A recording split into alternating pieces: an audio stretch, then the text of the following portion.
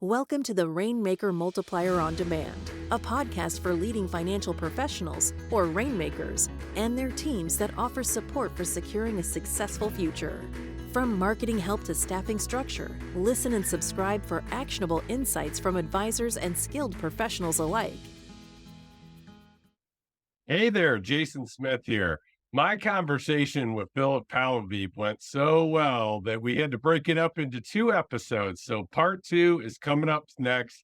Please enjoy. I think you'll get some great insights from it. I mean, to be honest, business development is sometimes like a game of Clue, and it's fun, and it's rewarding. I work with a lot of young advisors, and they're worried about it, and they're scared of it. And here's kind of the most important part. We're describing business development as this natural process that tends to happen as a result of just having a good practice. Notice that when you have a good practice, it's relatively easy. You have 200 clients that you work with. Well, that's maybe a little bit too many for one advisor, but let's say you have 120 clients. Well, they're generating referrals. The phone is ringing. You have a good reputation in the community. People know you. People think you're a good person to work with. You get some phone calls from people that are centers of influence, or just by virtue of your reputation. You've been doing this for 20, 30 years, and it's relatively easy to grow. So, hey, except for when you've been doing it for not 20, 30 years, but you've been doing it for 7, 8 years, it's really tough because you don't have 120 clients, because you don't have a reputation, because no one's calling you yet. And really, this is kind of the most important part. They say that sports and comedy, timing is everything. And the same is true for business development. When you have a reputation, it's relatively easy. When you don't, it's impossibly hard. So what gives? How do you create a reputation?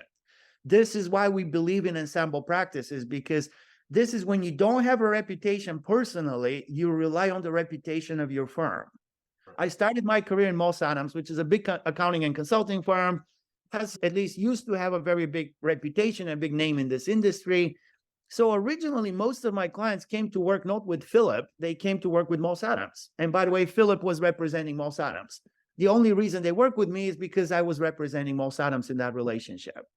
Later on in my career, today, most people come to me to work with Philip, and now I'm trying to convince them to also work with the ensemble practice. Notice the opposite is true. Early on in your career, you borrow the reputation of your firm to build new relationships. In the second chapter of your career, you do the opposite. You lend your personal reputation to the business so that the business can help your younger colleagues grow their abilities in their practice. So it's a little bit like the firm and the professional need each other. You need the firm to get your career started. And when you start your career and become successful, use that career to build the firm.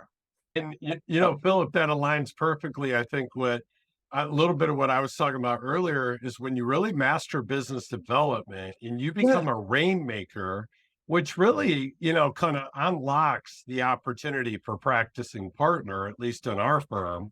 Yeah. And, at that point, dead on, right? Like you're able to feed the firm where before the firm was feeding you. Yeah, and the term rainmaker implies someone who only develops new relationships and actually doesn't work with clients. I think in our industry, that's a little more difficult. Clients kind of get concerned about this sort of bait and switch type of thing where they meet one person, they really like Jason, but then Jason right disappears and they work with Philip, and everybody's disappointed when they meet Philip. And that's kind of part of the problem. But the point is, like, you don't have to be a specialist in just new business, but if you're successful working with clients, you're going to create opportunity. And 100%. That opportunity should benefit you, but you should also benefit your firm. There will come a time in your career when you're creating more opportunity than you can actually pursue. When you do that, pass it on to your younger colleagues. Give those leads to your younger colleagues. Introduce those prospective clients to your younger colleagues. Train, develop, mentor your younger colleagues to capture that opportunity. Build a firm. That's the idea, is don't waste it. Build a firm. No doubt. And what we've experienced, Philip, is kind of like 2 different scenarios. We have an advisor that we've had, right, that has become so good at business development that now that's all they do, right? They just develop business, feed the firm.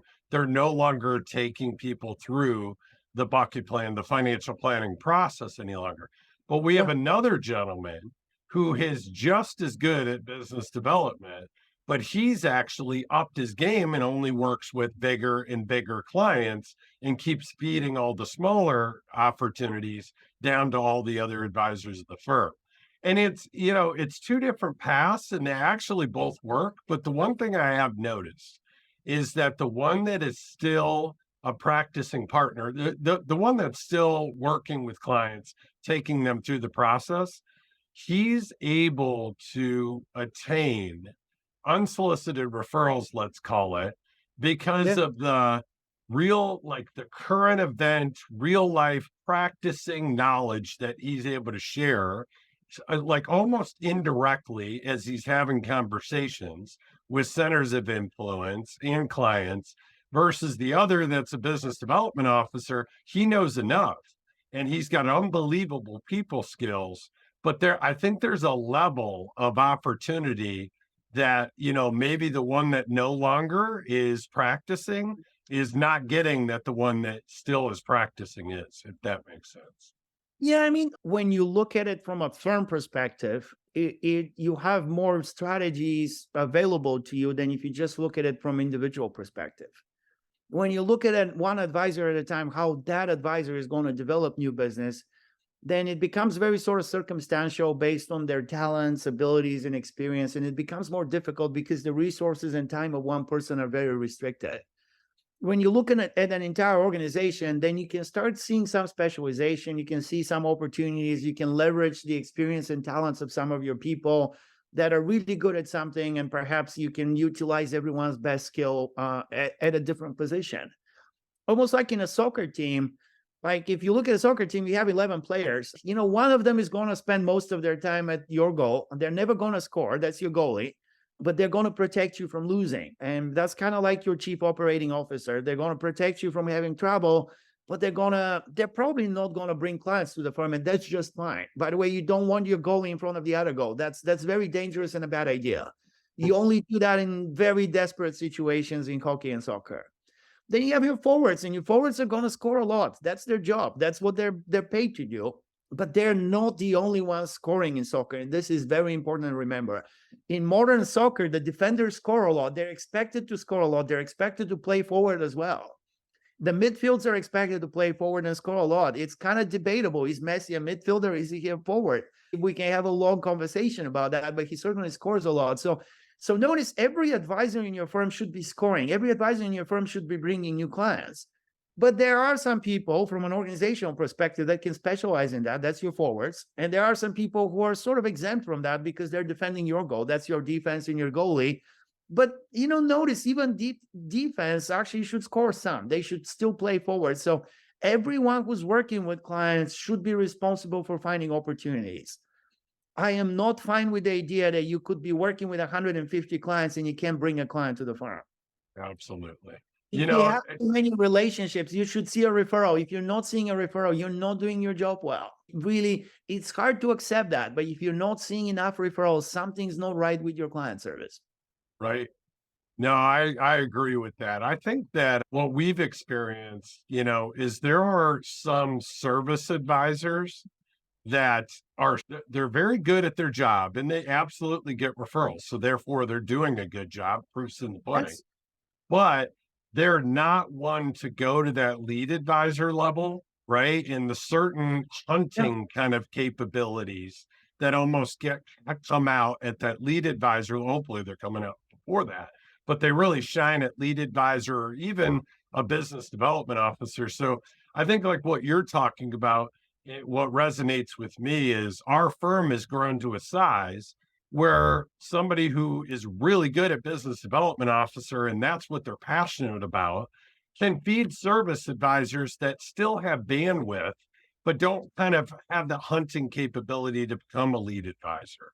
And so you can kind of play and we have a life specialist now that we've added because we tried to have every financial advisor also incorporate life insurance into their practice, but in reality we just couldn't do it. We couldn't get them all to do a good job in that area. So we start bringing in a life specialist. So I think it's as you grow, right? Well, again, once you start growing past a certain size and you have a number of people, you can start specializing in a variety of ways. And then you start thinking in terms of what is our strategy as a firm rather than individually of bringing clients to the firm. You can certainly bring a client to the firm, not even through business development, just through marketing. For example, a lot of clients work with the financial advisors in Vanguard. There are a lot of financial advisors in Vanguard. They never run around looking for clients. They never network. They never sit on nonprofit boards. They never create podcasts or publish articles. Maybe they publish something, but they have a lot of clients because clients go to Vanguard and then Vanguard assigns them an advisor. So you can attract clients as a firm. You can attract clients as a brand, and then those clients can be distributed internally. You can attract clients as a famous person. I mean, there's certainly examples like that in our industry as well. Rick Edelman, through his personal reputation, he has created literally thousands and thousands and thousands of financial advisory careers and client relationships. So you can market in a lot of different ways. You can business develop in a lot of different ways. But what I'm trying to say is that the foundation of business development should be your existing relationships. And everybody's in that business. We are known in the hunter-gathering business anymore. We used to be back in the life insurance brokerage industries. Today, we're all farmers. Today, we're all in the business of relationships. Most of all, we're in the business of relationships, but even farmers have to plant. Even if you have an orchard, you got to plant new trees. If you've ever been in the vineyard, my father owns a small vineyard. If you own a vineyard, you got to plant new vines.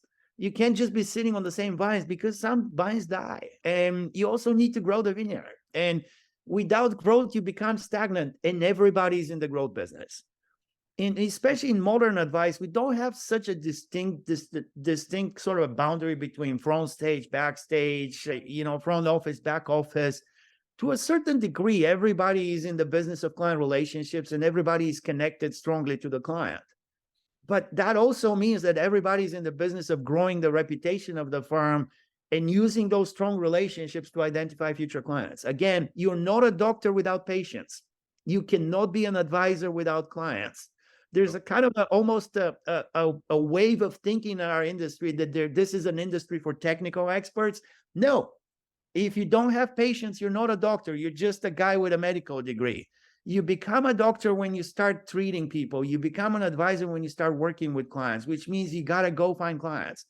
A doctor doesn't do sales. Clients come to you because they have a problem. The same is true for an advisor. People come to you because they need a solution.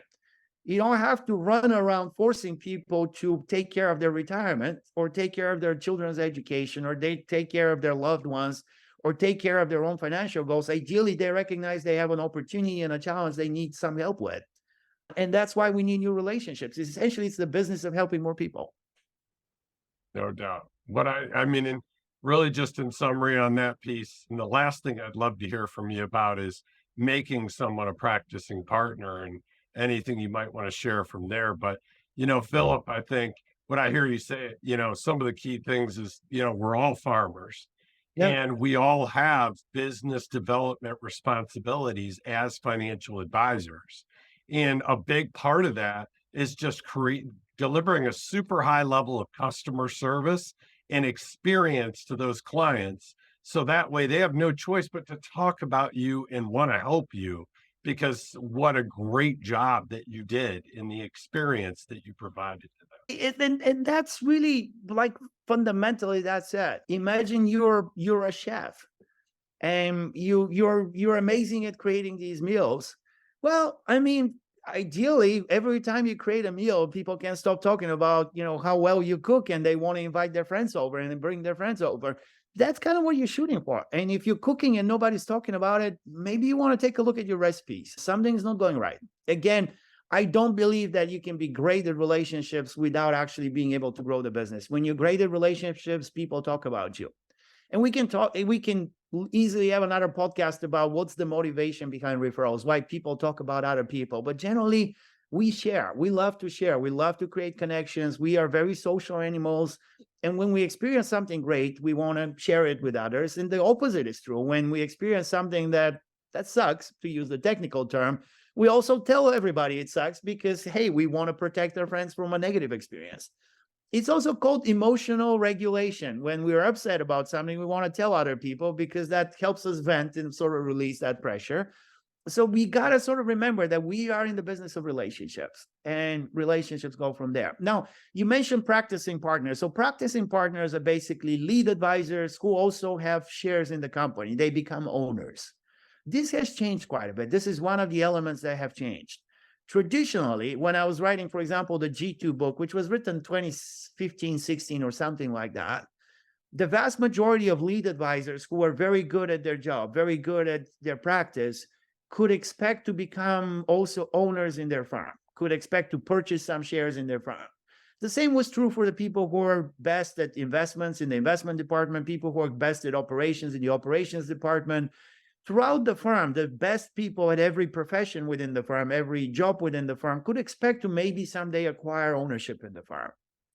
And we will call those that are lead advisors with ownership, we'll call them practicing partners. And of course, others will also have ownership too. The point being that what changed in the last 5 years, particularly, is a lot of firms are now part of some kind of a private equity finance national firm. And they're mainly excellent national firms. They're purchasing advisory firms and doing all kinds of interesting things. They're creating synergies, they're integrating technology, they're streamlining marketing. There's a variety of business models throughout the industry. But many of those business models don't necessarily generate equity ownership. They generate other forms of compensation or other forms of sort of wealth creation. They use synthetic equity, they use a variety of vehicles. But not every advisor in the future of the industry will become a practicing partner. Still, though, in the majority of firms out there, majority by numbers, by the way, the top 100 firms in the industry by now, something like, according to data, something like 30 to 40% of them are related to private equity. In other words, they have some private equity investment in them. But more realistically, if you really look at it, it's closer to 60, 70, maybe even 80%. Most of them have some private equity exposure. Most of them, not all of them, but most of them. So the top 100 are very consolidated. But if you look at sort of the mid-sized firms, those that are less than $1 billion, somewhere between $500 million to $1 billion, most of them are still privately owned. In other words, that notion of becoming an owner is still out there. In the advisory career track, in my mind, usually that requires some business development. You do not have to be the best business developer in the firm, but there's got to be at least some track record of creating opportunity. Either that or somehow the firm itself has to have a very clear strategy of how it grows if the advisors themselves are not involved in growth. Because the danger is if you have a great soccer team, but nobody can score, well, that's a problem. It's a little bit, the same in every sport. The same is true in football, the same is true in hockey, the same is true in basketball. If you're great on defense, but you can't score, good for you. You're also very boring to watch, and you're probably not going to win a lot of games. You need both. And if you're gonna grow, it's probably best that you ask every single advisor that works with clients to create at least some growth. And then it's easier. If we basically say that most of our advisors are not going to be responsible for growth, that puts too much pressure on one or two or three people. And by the way, we become very vulnerable to those one or two, three people. If only one or two people can create new opportunities, can be a business developer in a firm, well, what happens if one of them leaves? Then suddenly we can't grow. And by the way, that person probably has too much political power because they know that they're the only business developer. They can probably twist everybody's arm and get their way. And when business developers get their way too much in an organization, bad things happen. Those of us that are really good at business development sometimes are not very good at actually patience, most of all, which makes us not particularly good at some of the leadership activities. So you kind of have to be careful. Organizations run by salespeople have a tendency to grow really fast and then disappear really fast. So you got to have a kind of a good balance of skills, good balance of personalities, good balance of motivations, and good balance of people knowing a lot of different things. But business development is one of those fundamental skills. It's almost like basketball. Like you want everyone to be able to put the ball in the basket. Everybody's got to be shooting at least a little bit, because if they're not able to shoot, then we have problems on the team. Then that changes the dynamics on the floor. So at least a little bit of business development activity is necessary for each and every owner, at least in my mind. Philip, how about the financial aspect of it? What are the few most common ways if you have a firm that has identified an individual that they would like to offer equity, but they're just kind of like, now what, right? I don't want to just give it to them. My Yeah. valuation, I know what it is, so I don't want to gift them. What's the best way to do that transaction or the couple few, as we're kind of landing the plane here? Well, I would probably say most importantly, remember why this you want this person as a partner. Remember why this person is so important to you. Remember that retaining this person and making sure their motivation is right is extremely important.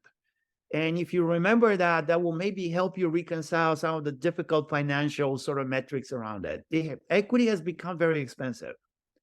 And because it's very expensive, it has become very difficult for G2s, for the next generation of advisors to buy it. But you got to remember, if they're not buying your equity, they may end up working for somebody else. I think there's a proverb that says that a country that doesn't feed its army sooner or later feeds somebody else's army. And the same is true of a company that doesn't feed its next generation, a company that doesn't retain its next generation, sooner or later is paying for somebody else's. So you got to remember that these people are very important to you, and maybe you got to structure a deal that reflects how important they are to you. In other words, it's not going to be the deal that has the highest price, and it's not going to be the deal that takes a lot of money to your bank, but it's going to be the deal that creates the future for your firm and make sure that the best people are on your team rather than somebody else's team competing with you. And I think for that reason, I will probably be looking to maybe do a more friendly deal with my internal G2s. And then perhaps you can still do some external deals. They're not incompatible. You can have external and internal ownership, but the internal ownership is absolutely necessary to retain and motivate the best people you have. And if you don't have that instrument, you can still get it done. You don't have to offer equity to your best people, but if you don't offer them equity, it's going to be a lot more expensive. So It's going things like a discounted valuation and company holding the note and to, amortized over a number of years and taken out of pay and maybe have it coordinated with pay increase that starts in January. Any of those kind of things you can do to make it easy on the cash flow for those that want to buy in, but really attractive and something they're appreciative for. yeah, just remember why you're doing it and do it in a way that doesn't punish your G2 for becoming your partners. You want them to be excited about being your partners, not be saying, oh my God, I got to be paying for this for the next 30 years. If they're holding their head, you're not doing it right. And, at the end of the day, find the best people and focus on the best people. And it's easier to give them a good deal because you can see what they're going to do for your business. Picture that person contributing to your business, picture everything they're going to do. And that makes it easier to perhaps use a lower multiple in that valuation. To be honest, that notion discount, but the discount sort of implies there's some kind of a real price or a true price. The true price is on a check, but the true price is on a check only once in your career, more or less. You can't really sell the same firm multiple times. People have tried, but generally speaking, you probably shouldn't. Now, that check tends to be a lot better if you have a real firm with a lot of good, motivated people in it. So remember that the internal deals, especially if you're a founder, the internal deals are going to set up the future excellent external deal if that's where you're headed to.